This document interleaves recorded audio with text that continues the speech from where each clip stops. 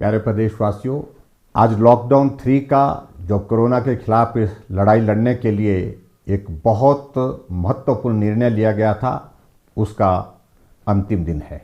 लेकिन उसके बावजूद भी हम इस बात को अनुभव कर रहे हैं कि पूरे देश भर में कोरोना वायरस के बहुत सारे मामले इन दिनों में आए हैं। और इस बात को हमको भी स्वीकार करना होगा कि हिमाचल प्रदेश में भी पिछले कुछ दिनों से कोरोना वायरस के मामलों में बढ़ोतरी हुई है। ऐसे में आदरणीय प्रधानमंत्री जी ने सभी प्रदेश के मुख्यमंत्रियों से बातचीत करने के पश्चात एक निर्णय लिया है कि कोरोना वायरस के खिलाफ इस लड़ाई को और ज़्यादा गंभीरता के साथ लड़ने की आवश्यकता है और लॉकडाउन अभी पूरे देश भर में समाप्त नहीं करना चाहिए, क्योंकि ऐसी परिस्थिति अभी तक नहीं आई है। लॉकडाउन 3.0 समाप्त हो रहा है और आप सबका उसमें बहुत बड़ा सहयोग रहा। कल से लॉकडाउन 4.0 की शुरुआत हो रही है और हिमाचल प्रदेश में हमने तय किया कि हम अभी भी कर्फ्यू ही लागू रखेंगे और ये कर्फ्यू, जहां हिमाचल प्रदेश की बात है, ये 31 मई तक जारी रहेगा। मैं आप सबका आभार व्यक्त करना चाहूँगा कि इस दौरान जहां हिमाचल प्रदेश में हमने कर्फ्यू लागू रखा था और उस कर्फ्यू का पालन करते हुए जो भी दिशा निर्देश प्रदेश सरकार और केंद्र सरकार से आप तक पहुँचे, आपने उनका पालन किया है। हम हिमाचल प्रदेश में इस बात को महसूस कर रहे हैं कि कोरोना वायरस के कुछ मामले पिछले दिनों में जो बढ़े हैं, उसमें जो प्रदेश से बाहर हमारे भाई बहन रहते थे, बच्चे रहते थे, वो हिमाचल प्रदेश में आए हैं।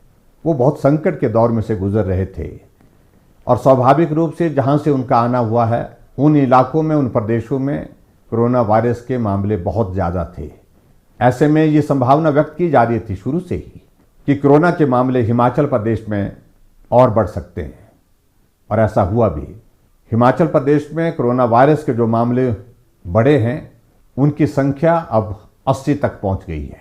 लेकिन मुझे इस बात को लेकर के भी संतोष है कि 80 में से हमारे पास हॉस्पिटल में जो उपचाराधीन है, जो पॉजिटिव केसेस हैं, जो जिनको आइसोलेशन में हमने रखा है, उनकी संख्या 33 है। बाकी राज्यों की तुलना में हम इस बात को कह सकते हैं कि हिमाचल प्रदेश अभी भी बहुत बेहतर है। लगभग 60,000 से ज़्यादा लोग जो हिमाचल प्रदेश के निवासी हैं, दूसरे प्रदेशों में फंसे हैं, वो अपना घर वापस आना चाहते हैं। स्वाभाविक रूप से ऐसे में आशंका व्यक्त की जा सकती है कुछ मामलों में और बढ़ोतरी हो सकती है।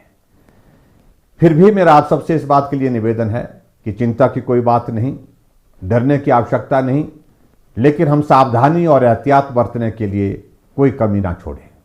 मैं हिमाचल प्रदेश में हाल ही में दूसरे प्रदेशों से जो भाई और बहन हमारे आए हैं, उनसे हाथ जोड़ करके विनम्र निवेदन करना चाहूँगा।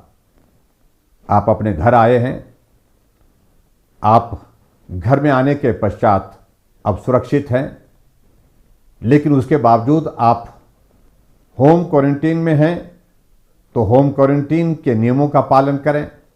परिवार वालों से भी इस बात के लिए आग्रह करें कि वो भी नियमों का पालन करें।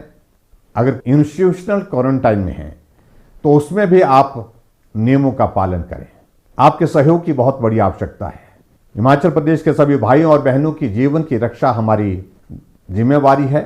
हम उस जिम्मेवारी का निर्वहन कर रहे हैं और मुझे पूरा भरोसा है, पूरा विश्वास है, आप इस संकट की घड़ी में हमारा सहयोग करेंगे। इस बीच में मुझे इस बात को लेकर के खेद भी है कि कोरोना वॉरियर के नाते जो फ्रंट लाइन पे काम कर रहे हैं, जिसमें एक डॉक्टर टांडा मेडिकल कॉलेज का, वो भी संक्रमण की चपेट में आए हैं। एक हवलदार, वो भी पुलिस विभाग में काम करते हुए कोरोना वायरस की चपेट में आए हैं। मैं उम्मीद करता हूं कि उनका स्वास्थ्य बहुत जल्दी ठीक हो जाएगा। मैंने उनसे बात करने की भी कोशिश की, वो दोनों स्वस्थ हैं और उम्मीद करता हूं आने वाले समय में वो ठीक होकर के बाकी लोगों का भी हौसला बढ़ाने में मददगार होंगे।